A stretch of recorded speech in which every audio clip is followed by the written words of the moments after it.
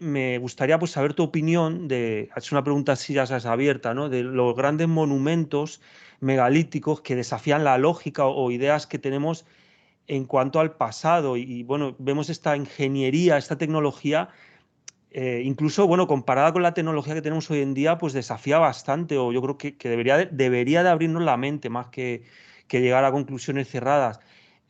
Y las implicaciones, ¿no? Porque la tecnología y las herramientas de cualquier cultura tienen unas implicaciones de su cosmovisión y tal. Simplemente, pues se explica que la arqueología y la historia oficial, por mucho que digan, realmente no saben cómo carajo se hizo todo eso y cómo las explicaciones que nos ofrecen suelen ser bastante absurdas. Yo no quiero ofender, pero es que a veces es bastante ridículo las explicaciones que dan.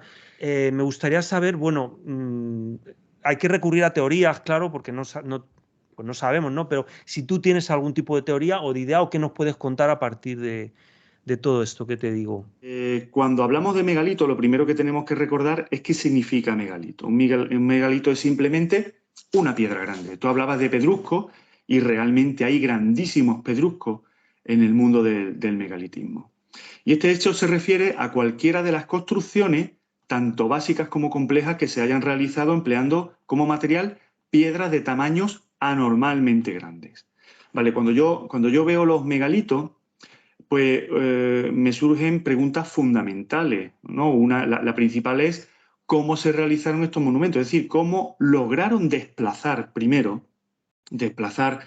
y colocar estas piedras. Y la otra es, ¿para qué se tomaron la molestia o el esfuerzo de utilizar piedras de tan colosal tamaño, pudiendo haber utilizado piedras más pequeñas, quizás para cumplir la misma función? Bueno, como explicaré luego, quizá la función no era exactamente la que nosotros pensamos o la función no era simplemente construir. Todo esto seguramente tenía una funcionalidad diferente, quizá más asociada a energías telúricas o a la distribución de las energías a lo largo de la piedra. Por eso quizá el uso de piedras de gran tamaño. Vale, como tú mismo has dicho, hay distintos tipos de megalitos. Por un lado tenemos, si tenemos en cuenta la calidad de la ejecución, tenemos básicamente dos tipos de megalitos. Por un lado están los megalitos, digamos, más primitivos, que constan de grandes bloques de piedra, que están prácticamente sin tallar y que están muy escasamente trabajados y colocados de manera pues, que forman pues, construcciones de varios tipos y con diversas funciones, se entiende por la diversidad de edificaciones. Tenemos, por ejemplo, los menhires, los cromlechs o los dólmenes, que son los clásicos. Y luego tenemos esas construcciones que tú mismo has dicho, megalíticas también, pero que consisten en la utilización de grandes bloques de piedra para realizar construcciones más complejas. Y entre estas construcciones tenemos los clásicos muros megalíticos distribuidos por todo el mundo, en los que se engarzan y se unen piedras de una forma muy compleja, a veces casi imposible, ¿no? Y que están realizados con una precisión asombrosa, como los que se pueden encontrar en Perú o en Egipto también, o incluso en Japón. En el mismo Palacio Imperial de Japón podemos encontrar este tipo de muros también. Entre estas construcciones megalíticas podríamos incluir, por supuesto, las propias pirámides, ¿no? En las que se han utilizado grandes bloques de piedra tallada, pero las pirámides que se supone que son más antiguas, no las más modernas, porque son las más antiguas y cuanto más antiguas son, más grandes son los bloques de piedra.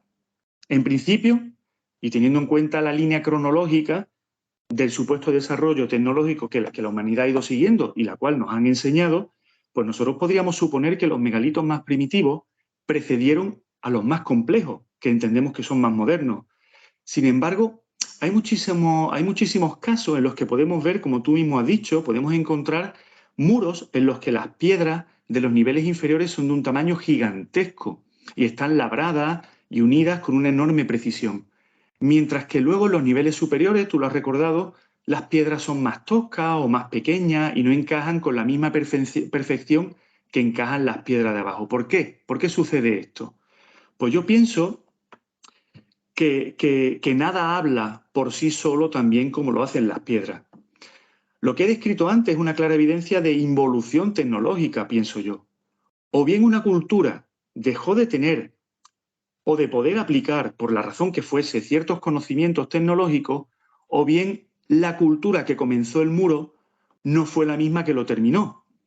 En este mismo sentido, cabría también la posibilidad de que los megalitos que nosotros consideramos más antiguos y primitivos, como los clásicos menhires, cromlechs y los dólmenes, realmente no sean posteriores, quiero decir, realmente no sean anteriores a los otros que parecen más evolucionados, sino que sean posteriores. Como si de alguna manera la esencia funcional del megalito no se hubiese perdido, pero sí que se hubiese perdido la capacidad para realizar esas construcciones más complejas y que cumplían la misma función. Las versiones oficiales, pues ya como tú mismo has dicho, dan explicaciones ridículas muchas veces.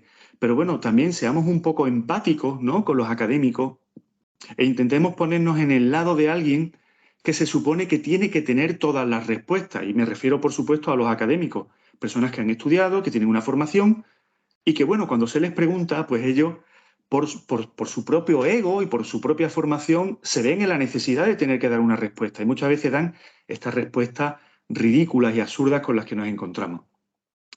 Movieron piedras grandes seguramente porque las piedras grandes deben de tener algo que no tienen las piedras pequeñas. Y yo creo que esto está muy relacionado con las energías.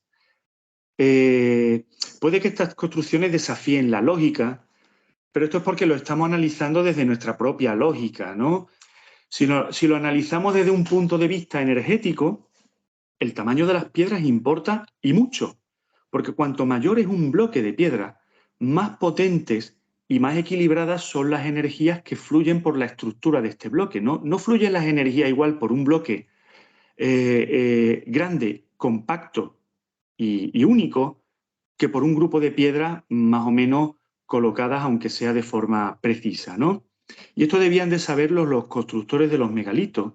Y seguramente la finalidad de aquellas construcciones estaba relacionada con esta capacidad energética de la piedra. No podemos saber de qué modo aprovechaban realmente estas energías, pero puede que tuvieran funciones sanadoras, ¿no? O que simplemente quisieran reproducir los efectos energéticos que se producen en las cavernas, donde se supone que habían vivido anteriormente. Yo creo que cualquiera que haya penetrado en una cueva o en una caverna, como yo lo he hecho en más de una ocasión, puede reconocer que desde el momento en que entras en una cueva o caverna, comienzas a sentir un flujo energético muy diferente al del exterior. Esto aparte del mayor o menor canguelo que te produzca penetrar varias decenas o varios cientos de metros en una cueva o en una caverna. Y yo creo que la función de estas piedras grandes, como he dicho antes, está relacionada con las energías, con las propias sensaciones que tenían estos hombres en su época anterior, que fue la de las cavernas, y de alguna forma las utilizaban. Aquí en nuestra provincia tenemos el que se llama el dolmen de Alberite, que bueno, cuando hablamos de megalitos y especialmente cuando comprendemos que muchos de ellos son lugares ceremoniales, pues vienen a la mente lugares que están en otros países, ¿no? O en otras culturas.